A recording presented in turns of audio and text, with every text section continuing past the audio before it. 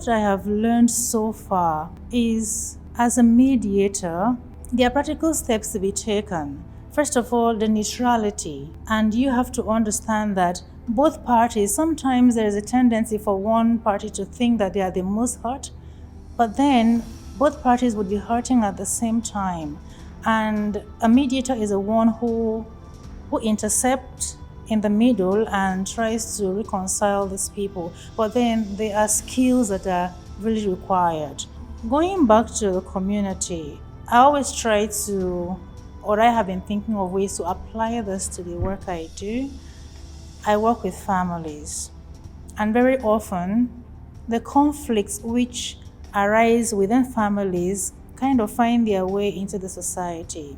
I intend to bring both the Muslims and the Christian communities together so that they will understand that there's something which unites them, and whatever unites them is stronger than that which separates them. First of all, realizing that they are all children of God. And then I'll try to find ways to bring them together to embrace peaceful coexistence.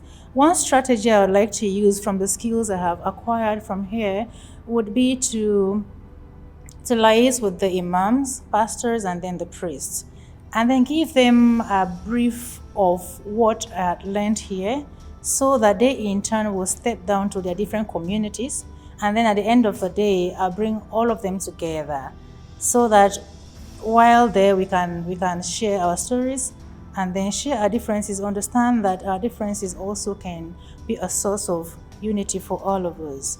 And then, well, there are other activities I intend to carry out within this time of project implementation. There are certain values that everyone aligns to. And sometimes if you're able to harness those, it makes it easier for you to mediate wherever there is a conflict outbreak. Well, one of the great donors for this program we are doing is the Hilton Foundation. And over time, they've taken it as a responsibility to support the work that sisters do, because they have understood that the ones who go to, let's say, the end of the world, where people would ordinarily not want to go to, are the sisters. And then many times they go to war-torn countries or even conflict-predominated areas, and the exposure to danger and harm. But then many times too, they would require things like debriefing, so that they can heal psychologically to be able to work in this context. So thank you very much to the Hilton Foundation for the great support to religious women especially, so that we can continue to spread the gospel in these areas, people who are at the margins of life.